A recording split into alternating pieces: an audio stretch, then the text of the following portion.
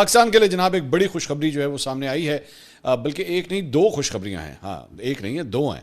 ये दोनों खुशखबरियां जो है मैं थोड़ी देर में आपके साथ जो है मैं शेयर करने जा रहा हूं, लेकिन सबसे पहले ज़रा बात करना चाहूँगा आज़ाद कश्मीर के हवाले से। उसकी ताज़ा तरीन अपडेट्स जो हैं वो आपको दी जाएँ। ये बातें की जा रही थी, ये कहा जा रहा था कि कहीं आज रात को जो है वो आज़ाद कश्मीर के अंदर एक बड़ा ऑपरेशन ना शुरू हो जाए। तो अब खबर यह है कि किसी किस्म का कोई जो ऑपरेशन है वो नहीं शुरू किया गया। चंद सहाफ़ियों की जानिब से कल रात को जो है वो ट्वीट्स ज़रूर की गई थी कि जनाब हो सकता है कोई बड़ा ऑपरेशन जो है वो शुरू होने वाला है, but that did not happen. लेकिन साथ ही साथ अपडेट ये है कि कलअदम जॉइंट अवामी एक्शन कमेटी का मुजाहिरीन का धरना जो है वो अभी भी जारी है। एहतजाज में शिरकत के लिए अब वहाँ पे ख़वातीन भी पहुँचना शुरू हो गई हैं। ये एक नई डेवलपमेंट वहाँ पे पेश आई है और वीडियोज़ में देखा जा सकता है कि ख़वातीन की खातिर ख्वाह तादाद जो है अब धरने के अंदर मौजूद है। और धरने से खिताब करते हुए एक रहनुमा ने कहा कि कश्मीरी रावला कोट में तमाम काफ़िलों के पहुँचने का इंतज़ार कर रहे हैं। वो यकजा होकर मुजफ्फराबाद की जानिब रवाना होंगे। रात 11 बजे तक जो है वो धरना कम अज़ कम बरकरार था और इसमें अब तक 1000 से ज़ायद ख़वातीन जो है वो शरीक हो चुकी हैं। ताहल मुजाहिरीन के ख़िलाफ़ कोई ऑपरेशन नहीं शुरू किया गया है और आज के बारे में आज ये कहा जा रहा है कि ये जो लॉन्ग मार्च है अब ये अल्टीमेटली मुजफ्फराबाद की जानिब जो है वो रवां दवां होगा। जब मुजफ्फराबाद के लिए जो है जब ये चलना शुरू करेंगे, इससे पहले जो वहाँ की ब्यूरोक्रेसी है जो सिक्योरिटी के मामलात को जो है वो हैंडल कर रही है, वो ये ऑलरेडी बात कह चुके हैं कि जनाब हम इन्हें मुजफ्फराबाद नहीं जाने देंगे। तो क्या एक क्लैश की सूरत हाल जो है वो डेवलप होने जा रही है। मैं बार बार ये कह रहा हूँ कि मुझे खून खराबा नहीं पसंद और ना मैं देखना चाहता हूँ, फ्रैंकली स्पीकिंग। वो किसी का भी हो, चाहे वो सिक्योरिटी एहलकारों का हो या मुजाहिरीन का हो, मेरे लिए दोनों पाकिस्तानी है। और अगर खुदा न खास्ता ये खून बहेगा, तकलीफ़ ज़ाहिर बात है मुझे होगी इस बात की। ये एक बहुत कॉम्प्लेक्स सूरत हाल है जो डेवलप हो चुकी है। दोनों साइडों को अगर आप एक्चुअली उठा के देखें ना, तो दोनों साइडों के पास अपनी अपनी बड़ी ताकतवर किस्म की जो है वो दलीलें मौजूद हैं। लेकिन मेरे लिए कल्प्रिट वो होगा अगर जो हथियार का इस्तेमाल करेगा या जो पुरतशद्दुद कार्रवाइयाँ जो है वो करेगा। मेरे लिए कल्प्रिट जो है वो है। सो आई होप कि किसी किस्म का तशद्दुद जो है वो इस मौके के ऊपर नहीं होना चाहिए। दूसरी जानिब उमर नज़ीर कश्मीरी, उन्होंने रावला कोर्ट में मुजाहिरीन से खिताब किया। उन्होंने कहा मैं पाकिस्तानी अवाम को पैगाम देना चाहता हूँ, ये लाखों का मजमा आपसे कहना चाहता है, क्या हम पाकिस्तान के ख़िलाफ़ हैं? उन्होंने सवाल किया तो मजमे में से आवाज़ आई कि नहीं, कि हम पाकिस्तान के ख़िलाफ़ नहीं हैं। उन्होंने कहा ये लाखों का मजमा कह रहा है कि ना हम पाकिस्तान के ख़िलाफ़ हैं, ना पाकिस्तानी अवाम के ख़िलाफ़ हैं और ना ही फ़ौज के ख़िलाफ़ हैं। पाकिस्तानी अवाम हमारे भाई हैं, हम उनके ख़िलाफ़ नहीं हैं। So good to hear that कि इस किस्म की जो है वो बात कम अज़ कम जो है इंश्योर की गई है ताकि ऐसा कोई इंप्रेशन नहीं आना चाहिए। और मैं सिर्फ ये कहता हूँ कि नारेबाजी की हद तक नहीं, बयानात की हद तक नहीं, बल्कि प्रैक्टिकली जो है आपकी डिमांड्स के अंदर भी जो है वो कोई ऐसी बात सामने नहीं आनी चाहिए जिससे ये इंप्रेशन आए कि आप बेसिकली पाकिस्तान के ख़िलाफ़ जो है ये सब कुछ कर रहे हैं। पाकिस्तान में आप भी उतने ही पाकिस्तानी हैं, बेशक आपका ताल्लुक़ कश्मीर से हो, पंजाब से हो, सिंध से, बलूचिस्तान से, खैबर पख्तूनख्वा से या गिलगित बल्तिस्तान से। मेरे लिए सारे के सारे मेरे पाकिस्तानी भाई हैं। कोई किसी से ना जो है वो अबतर है ना नीचे है, कोई ऐसी बात नहीं है। अच्छा जी, इसके अलावा बिलावल भुट्टो जरदारी ने कहा है कि कश्मीर की मौजूदा सूरत हाल इंतहाई तशवीशनाक है। कश्मीर और पाकिस्तानी अवाम कश्मीर के हालात पर फिक्रमंद है। पीपल्स पार्टी हमेशा मसाइल के सियासी हल की हामी रही है। कश्मीर में पीपल्स पार्टी को हुकूमत साजी से महरूम रखा गया।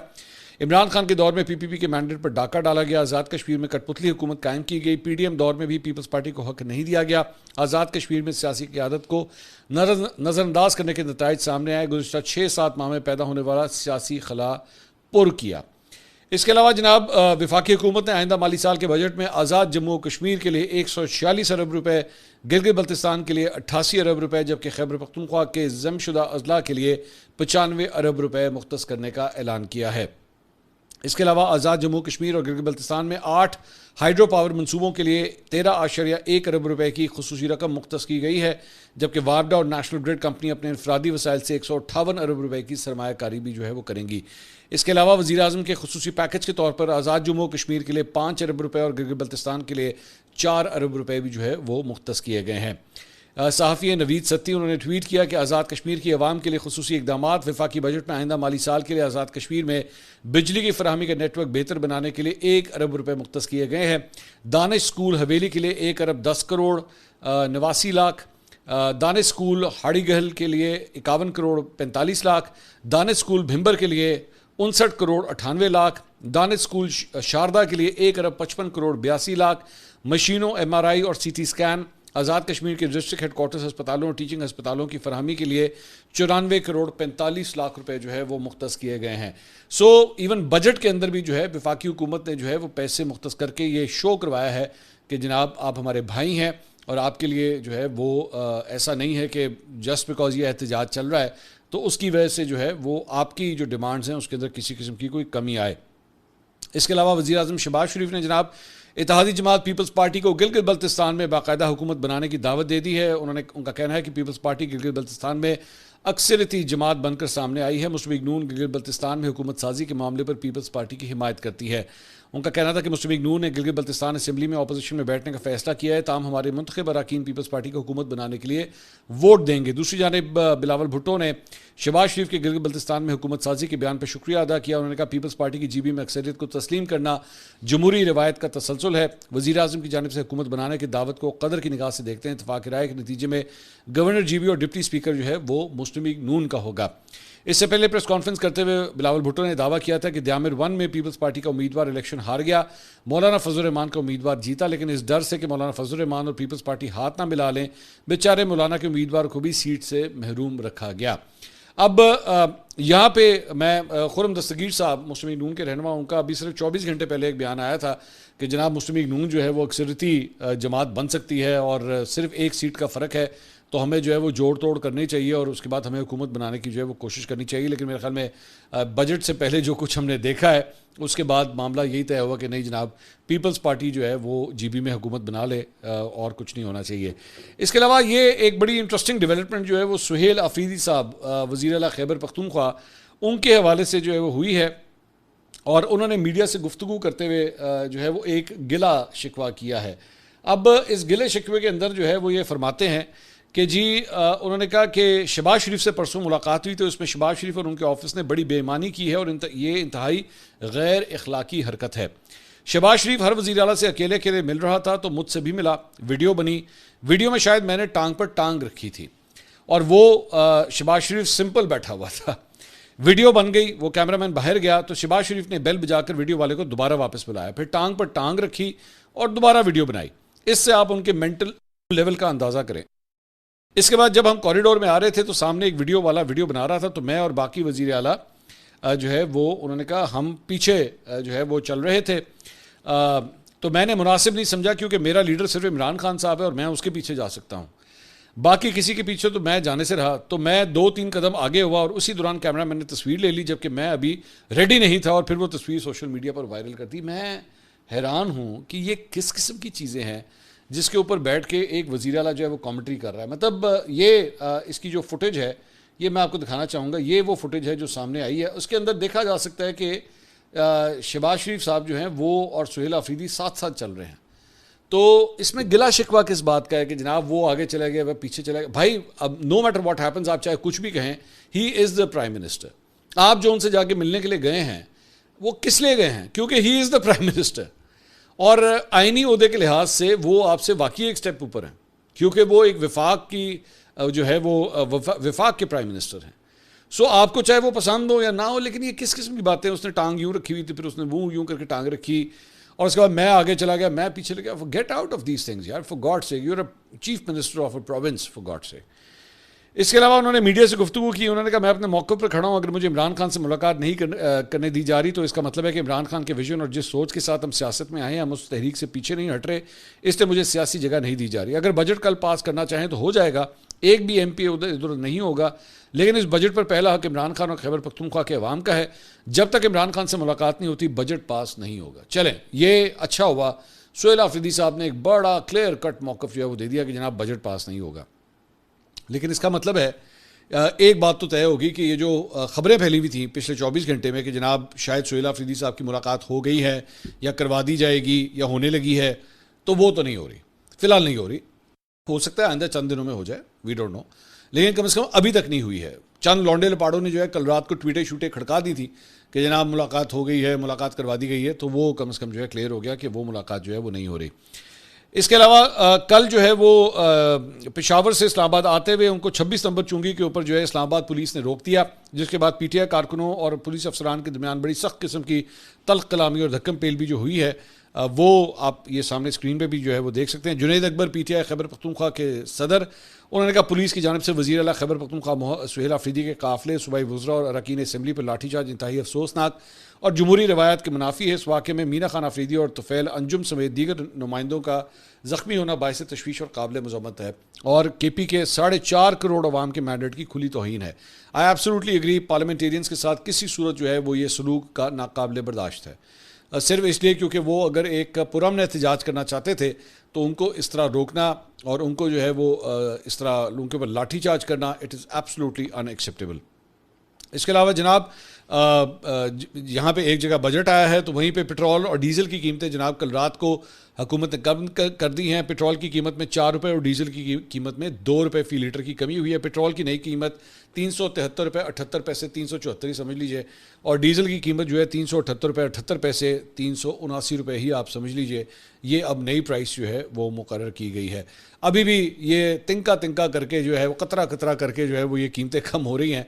अब मैं तो सिर्फ तभी मानूंगा जब प्री वॉर सिचुएशन के ऊपर जाके जो है ऑयल प्राइसेस आपको मिलना शुरू होंगी, जो कि पहले ही बहुत ज़्यादा थी, वो भी कोई कम नहीं थी, वो भी बहुत ज़्यादा थी। जब तक वो नहीं मिलती, लेकिन साथ ही साथ यहाँ पे आने वाले बजट के हवाले से जो है वो हुकूमत ने अच्छा खासा पेट्रोलियम लेवी का जो है अरबों रुपए का, कई अरब रुपए का जो है ऑलरेडी अपना टारगेट सेट किया हुआ है। तो लग नहीं रहा कि आने वाले माली साल के अंदर जो है पेट्रोलियम लेवी की जो शरह है उसके अंदर कोई ये कमी बेशी करने का इरादा लगता है। अच्छा खासा मतलब पेट्रोलियम लेवी का टारगेट जो है वो सेट किया हुआ है। इसके अलावा जो 18,771 अरब रुपए का कल वफाकी बजट जो है वो पेश किया गया है, उसमें दिफाई बजट जो है वो 3,000 अरब रुपए जो मुकर्रर किया गया है। इसके अलावा GDP की शरह नमू का हदफ जो है वो 4% बरकरार रखा गया है। महंगाई की औसत शरह जो है वो 8.2% रहने का तखमीना लगाया गया। ये टारगेट सेट किया गया कि मोस्ट प्रॉब्ली आने वाले साल में इन्फ्लेशन या महंगाई जो है वो 8.2% रहेगी। अगर तो ये 8.2% भी रहती है और ये सिंगल डिजिट के अंदर रहती है तो ये हुकूमत की मेरी नज़र में अचीवमेंट होगी। ये अगर 8.2 ही रहती है, क्योंकि 8.2 का मतलब है कि आपका फिर इंटरेस्ट रेट भी जो है वो 11-12 के आसपास रहेगा। अगर वो 11-12 के आसपास रहता है तो ये बड़ी बात है। इसके अलावा तनख्वाहों और पेंशन में 7% इजाफे की मंजूरी हुई है। कम अज़ कम माहाना उजरत में 10% इजाफा, माहाना उजरत 40,700 रुपये जो है वो मुकर्रर की गई है। बेनज़ीर इनकम सपोर्ट प्रोग्राम के लिए 838 अरब रुपये जो है वो मुख्तस किए गए हैं। बजट में सेहत आमा के लिए 25.1 अरब रुपये मुख्तस किए गए हैं। हायर एजुकेशन के लिए 46 अरब रुपये और तालीम के शोबे के लिए 26.3 अरब रुपये मुख्तस। खेलों के इंफ्रास्ट्रक्चर के लिए 1.85 अरब रुपये मुख्तस किए गए हैं। ये जो 1.85 अरब रुपये मुख्तस किए गए हैं मेरे भाई, इसके साथ जो है वो ओलंपिक्स के अंदर गोल्ड मेडल तो सिल्वर मेडल और ब्रॉन्ज मेडल्स नहीं आते। ये मैं आपको बड़ा क्लियर कट बता दूँ, समझ आई। अब मुझे ये नहीं पता कि इसमें 1.85 बिलियन ये जो हुआ है, इसमें से ये भी फिगर चेक करने वाला है इसमें से तनख्वाहें कितनी हैं पाकिस्तान स्पोर्ट्स बोर्ड की। इसमें से मेजर चंक जो है वो एक्चुअली वो तो तनख्वाहें ले जाएंगी वहाँ से और उसके बाद पेंशन भी लेके जाएंगी। इस ध्यान में रखिएगा कि PSP जो है वो अपने पुराने मुलाजमीन को पेंशन भी देता है, तो ये भी बहुत बड़ा नंबर वहाँ से जाएगा। इसके अलावा हुकूमत ने फाइलर्स के लिए जायदाद की खरीदो फरोख्त पर विदहोल्डिंग टैक्स में जो है वो कमी कर दी है। ये रियल एस्टेट सेक्टर के लिए एक अच्छी खबर है। फाइलर्स के लिए जायदाद की खरीदारी पर विदहोल्डिंग टैक्स 2.5% से कम करके 1.25% कर दिया गया है, जबकि फाइलर के लिए जायदाद फरोख्त के ऊपर विदहोल्डिंग टैक्स जो है वो 5.5% से कम करके 2.75% जो है वो कर दिया गया है। अब इससे ज़ाहिर बात है एक बूस्ट भी आपको मिलेगा कि अगर लोग जो अपने खरीदो फरोख्त जो है वो करना चाहते हैं तो उनके लिए एक इंकरेजिंग फैक्टर है। इसके अलावा तनख्वाहदार तबके के लिए जो है वो बड़ी लंबी चौड़ी डिटेल है, मैं उस पर ज़्यादा नहीं जाऊँगा, लेकिन उसके अंदर भी जो है वो मुख्तलिफ स्लैब्स के लिए अंदर जो है वो इनकम टैक्स के रेट्स के अंदर भी जो है वो कमी कर दी गई है। इसके अलावा कॉर्पोरेट सेक्टर के लिए एक अहम रिलीफ का ऐलान किया गया। 15 करोड़ से 50 करोड़ रुपए मुनाफे कमाने वाली कंपनियों के ऊपर आयद सुपर टैक्स जो है वो अब ख़त्म कर दिया गया है। 50 करोड़ से नीचे नीचे अगर आपका टैक्स है, आपका अगर इनकम है तो उसके ऊपर सुपर टैक्स जो है वो नहीं लगेगा, जबकि 50 करोड़ रुपए से ज़्यादा आमदन वाली कंपनियों के लिए सुपर टैक्स की शरह जो है वो 10% से कम करके अब 8% करने की तजवीज़ दी गई है। छोटे दुकानदारों के लिए फिक्स टैक्स सिस्टम मुतारिफ कराने की तजवीज़ है और इसमें वो दुकानदार आ सकते हैं जिनकी सालाना फ़रोख्त जो है 20 करोड़ रुपए या उससे कम है। ये बात बजट से पहले ही जो है वैसे एक्चुअली आ चुकी हुई थी कि दुकानदारों के लिए जो है एक फ़िक्स टैक्स जो है वो मुतारिफ करवाया जा रहा है छोटे दुकानदारों के लिए। इसके अलावा आईटी और आईटी खिदमात, फ्रीलांसर्स और डिजिटल एक्सपोर्टर्स के लिए रियायत जारी रखने का फैसला किया गया है और आमदनी के ऊपर 0.25% FTR की रियायत जो है वो 30 जून 2026 को ख़त्म होने वाली थी, उसमें 3 साल की मज़ीद जो है वो एक्सटेंशन कर दी गई है। इसके अलावा हम जैसे यूट्यूबर्स, फेसबुक, इंस्टाग्राम और टिकटॉक के ऊपर जो काम करने वाले लोग हैं उनके ऊपर जनाब जो आमदन है उसके ऊपर विद होल्डिंग टैक्स जो है अब लगा दिया गया है। 5% टैक्स की कटौती जो है वो लगेगी जब प्लेटफॉर्म से अकाउंट के अंदर पैसे जो है वो ट्रांसफ़र होंगे। मुझे इसके ऊपर कोई इतराज़ नहीं है। अगर मैं पहले भी ये वैसे बात हुई थी, मैंने पहले भी कहा था कि गवर्नमेंट किसी किस्म का कोई टैक्स लगाती है तो अच्छी बात है, तो हमें भी कोई इस टैक्स देने के अंदर कोई प्रॉब्लम नहीं है। बिल्कुल टैक्स जो है मेरे ख्याल में कटना चाहिए। इसके अलावा गैर मुल्की असासा रखने, हाँ अलबत्ता ये ज़रूर है, ये क्लियर नहीं है कि जो लोग बाहर से यूट्यूब चला रहे हैं उनके अकाउंट्स, उनके तो अकाउंट्स में पैसे ही यहाँ पे नहीं आते, वो तो बाहर ही आते हैं, तो उनकी आमदन के ऊपर क्या टैक्स किस तरह लगाएंगे? लेकिन शायद उनको वहीं पे टैक्स जो लगेगा, अगर कोई अमेरिका में है या इंग्लैंड के अंदर है तो फिर शायद उनको जो है वहीं पे टैक्स पे करना पड़ेगा। ये अभी ज़रा क्लैरिटी नहीं है। गाड़ियों के ऊपर जो है हुकूमत ने इंपोर्ट की जाने वाली गाड़ियों पर फेडरल एक्साइज ड्यूटी आयद करने का फैसला किया है और उन्होंने कहा है कि 2 से 3,000 सीसी तक की SUVs के ऊपर जो है वो फेडरल एक्साइज ड्यूटी जो है वो आयद होगी। 2 से 3,000 सीसी का मतलब है कि प्राडो हो गई या इस किस्म की जो SUVs हैं टोयोटा की, उसके ऊपर जो है वो अब एक्साइज ड्यूटी भी लगेगी। उन्होंने कहा 3,000 सीसी से बड़ी गाड़ियों पर फेडरल एक्साइज ड्यूटी में इजाफा किया जा रहा है। 2 करोड़ से महंगी इलेक्ट्रिक गाड़ी के ऊपर भी फेडरल एक्साइज ड्यूटी आयद करने की तजवीज़ है, जबकि नई ऑटो पॉलिसी वज़ीर आज़म की तश्कील करदा कमेटी के इस वक्त ज़ेर गौर है। बजट में तकरीर में कहा गया कि बैरून मुल्क बिजनेस क्लास में सफ़र पर फेडरल एक्साइज ड्यूटी जो है वो ख़त्म कर दी गई। इससे पहले पिछले बजट के अंदर काफ़ी भारी किस्म की ड्यूटी लगी हुई थी, लेकिन अब उसे जो है वो ख़त्म कर दिया गया है। PTI ने जनाब माली साल का बजट जो है मुस्तरद कर दिया है। हर साल अपोजिशन जो होती है वो हुकूमत, जो भी हुकूमत हो, ये नून लीग भी करती थी जब PTI बजट देती थी, अब PTI भी वही कर रही है जो नून लीग करती थी। उन्हें बजट मुस्तरद कर दिया है और उन्होंने कहा जनाब ये अशराफिया का बजट है। एवरी टाइम सेम बयानात, आज से साल पहले का उठा के देख लीजिए, यही बयानात जो है वो दिए गए होंगे। दूसरी जानब पंजाब हुकूमत ने metro bus, orange line train, Speedo, electric और ग्रीन बस सर्विसेज पे फराहम की जाने वाली मुफ्त सफरी सहूलियात जो है वो अब ख़त्म करने का फैसला कर लिया है। 13 जून से मैस ट्रांजिट सिस्टम में सफ़र करने वालों के मामूल के मुताबिक अब किराया जो है वो अदा करना होगा। सो आहिस्ता आहिस्ता रोल बैक किया जा रहा है वो तमाम जो अभी पेट्रोल की जो प्राइसेस इंक्रीज़ हुई थी, तो उसके अंदर मैं हैरान हूँ कि पेट्रोल प्राइसेस अभी वापस उन लेवल्स के ऊपर तो नहीं आई, लेकिन जो रिलीफ दिए गए थे गरीब आवाम को कि जनाब वो मास ट्रांजिट को इस्तेमाल कर सकें, फ्री इस्तेमाल कर सकें, तो वो अब उन्होंने ख़त्म कर दिया। अगर आप बाकी सारी चीज़ें रोल बैक करें, तो मेहरबानी मोटरवे तो जी स्पीड लिमिट है उन्हें भी बढ़ा दो वापस, जो 100 के ऊपर आप लोगों ने फिक्स की हुई थी, बराए मेहरबानी उसको भी वापस बढ़ा दें। इसके अलावा अब जो बड़ी खबर एक आई है वो ये है कि जनाब बाकायदा तौर पर अब ये ऐलानात जो हैं वो सामने आ गए हैं कि ईरान और अमेरिका का मुआहदा जो है वो अब होने जा रहा है और ट्रंप ने ईरानी सरकारी मीडिया में मुआहदे की तफसीलात को जाली खबरें करार देते हुए खबरदार किया कि ईरान फौरी तौर पर अपना रवैया तब्दील करे और मुख्तलिफ़ किस्म के उसके ड्राफ्ट जो है ना वो एक्चुअली सोशल मीडिया के ऊपर चल रहे हैं। और साथ ही साथ अब्बास इराक़ची ने जो है वो ये ट्वीट किया है जो पाकिस्तान के लिए खुशखबरी है। उन्होंने कहा Islamabad memorandum of understanding has never been closer pending its finalisation the media should refrain from entering speculation about its content in line with our responsible and transparent approach. All details will be shared with the public in due course. So उन्होंने वो दोबारा, मैं यहाँ पे actually इसलिए मैं कह रहा हूँ कि बहुत से लौंडे लपाड़े जो अक्सर औकात पाकिस्तान के लिए कोई खुशखबरी आ रही होती है तो उनके पेट में मरोड़ उठना शुरू हो जाते हैं। तो इसी सिलसिले में अब ये कहा जा रहा है कि प्राइम मिनिस्टर भी जिनीवा जा रहे हैं और मोस्ट प्रॉब्ली जिनीवा के अंदर जो है ये साइन इसके ऊपर होंगे। तो मैं जानता हूँ, मैं अभी से आपको प्रेडिक्ट करके कह रहा हूँ कि बहुत से लौंडे लपाड़े कहेंगे कि जनाब और देखो तो इस्लामाबाद आया ही नहीं, उन्होंने इस्लामाबाद आके साइन ही नहीं किए। लेकिन अब्बास इराक़ची साहब खुद ये बात कह रहे हैं कि इस्लामाबाद में मेमोरेंडम ऑफ अंडरस्टैंडिंग, बेसिकली जो सिलसिला, जो कागज़, जो फार्मूला यहाँ से तय होना शुरू हुआ था वो ही जो है वो it is now almost closer to reality.